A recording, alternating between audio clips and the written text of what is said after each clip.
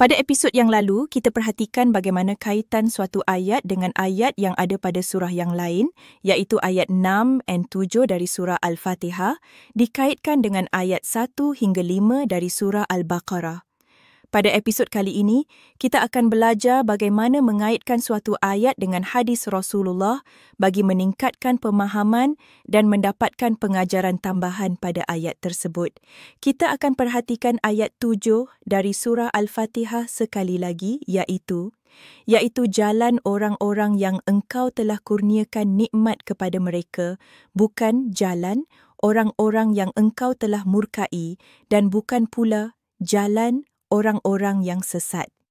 Perhatikan hadis berikut, diriwayatkan dalam Sunan At-Tirmidzi dan Sahih Ibnu Hibban dari hadis Adi bin Hatim. Dia berkata, Rasulullah SAW bersabda, orang-orang Yahudi adalah orang-orang yang mendapat murka dan orang-orang Nasrani adalah orang-orang yang sesat.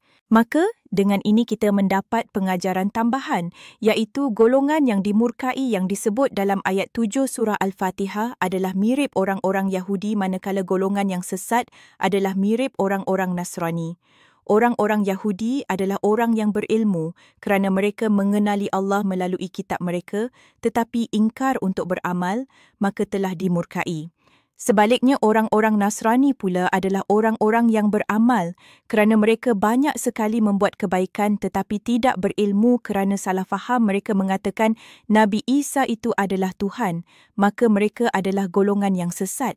Maka pelajaran tambahan yang kita dapat untuk ayat 7 dari surah Al-Fatihah, janganlah kita menjadi orang yang berilmu tetapi tidak beramal seperti golongan Yahudi, dan jangan pula menjadi orang yang beramal tetapi tidak berilmu seperti golongan Nasrani. Begitulah contoh mengaitkan ayat Al-Quran dengan hadis bagi mendapat pemahaman yang lebih mendalam. Untuk melihat contoh mengaitkan ayat dengan hadis, sila tadabbur ayat-ayat berikut.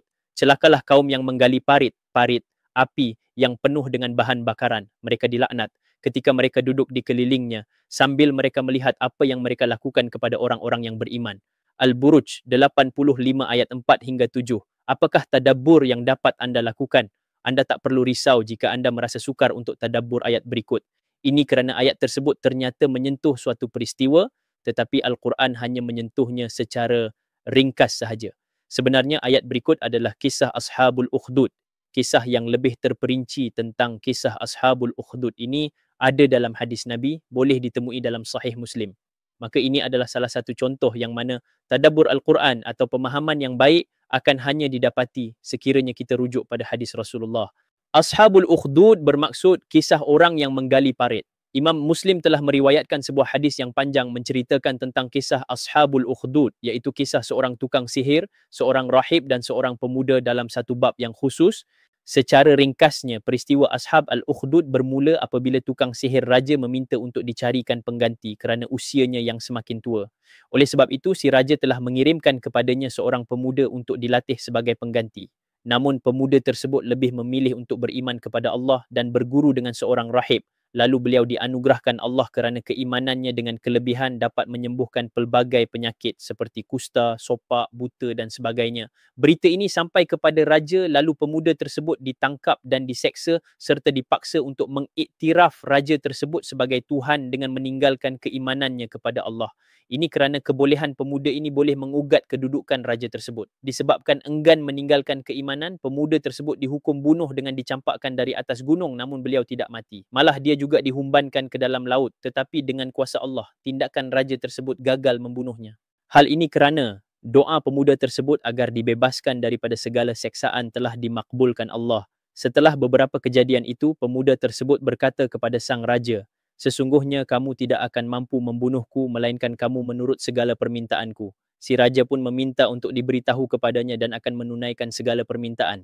Lalu pemuda itu pun berkata, engkau himpunkan orang ramai kemudian ikatkan aku pada sebatang pokok di hadapan mereka. Setelah itu ambillah anak panahku dan lancarkanlah ke arahku sambil berkata, dengan nama Allah Tuhan kepada pemuda ini, nescaya engkau akan dapat membunuhku. Tanpa membuang masa, raja terus melakukan apa yang dipinta oleh pemuda itu. Panahan tepat mengenai badannya lalu pemuda itu meninggal. Peristiwa ini disaksikan oleh orang ramai. Dengan melihat keajaiban itu, mereka mula beriman kepada Allah sambil berkata, kami beriman kepada Tuhan pemuda ini berulang kali. Kejadian ini menimbulkan lagi kemarahan sang raja. Lalu beliau memerintahkan pengikutnya menggali parit serta dinyalakan api yang marak di dalamnya. Lantas beliau bertitah, sesiapa yang tidak mahu kembali ke agama asal, aku akan membakarnya hidup-hidup. Tanpa belas kasihan, seorang demi seorang dihumbankan ke dalam parit yang marak dengan api yang menyala. Bila tiba giliran seorang wanita yang sedang menggendong anaknya, wanita tersebut seakan-akan sangsi dan teragak-agak untuk terjun ke dalam api kerana sayangkan anaknya. Tanpa disangka-sangka, anaknya berkata, "Bersabarlah wahai ibuku, sesungguhnya kamu di jalan yang benar." Maka inilah satu lagi contoh bagaimana kadangkala tadabbur Al-Quran perlu rujukan dengan hadis Rasulullah. Terdapat kisah seorang sahabat Adi bin Hatim yang telah salah tafsir ayat Al-Quran kerana tidak merujuk kepada Nabi. Ia mengenai waktu subuh berdasarkan ayat berikut. Dan makanlah serta minumlah sehingga nyata kepada kamu benang putih, cahaya siang, dari benang hitam kegelapan malam, iaitu waktu fajar. Kemudian sempurnakanlah puasa itu. Sebahagian daripada ayat 187 dari surah Al-Baqarah. Apabila ayat ini diturunkan, sahabat tadi mengambil 2 helai berwarna putih dan hitam, lalu meletakkannya di bawah bantalnya tempat tidurnya. Sepanjang malam, beliau terus makan dan minum, bersahur, sambil memerhatikan benang-benang itu, dengan harapan dapat melihat perbezaan warna kedua-dua benang tersebut secara jelas sebagai tanda berakhirnya sahur. Apabila tidak ada perubahan yang jelas pada benang-benang itu, sehingga hampir waktu subuh, Adi bin Hatim berasa keliru dan pergi menghadap Rasulullah. Rasulullah hanya tersenyum dan kemudian menjelaskan maksud sebenar bukanlah warna benang secara fizikal, tetapi ia adalah kiasan terbitnya cahaya fajar sebagai tanda masuk waktu subuh. Kisah ini menunjukkan betapa pentingnya peranan Rasulullah serta hadis baginda sebagai pentafsir dan penerangan kepada ayat-ayat Al-Quran. Pada episod akan datang, kita akan lihat bagaimana sirah atau sejarah kehidupan Rasulullah memainkan peranan penting dalam usaha tadabbur Al-Quran.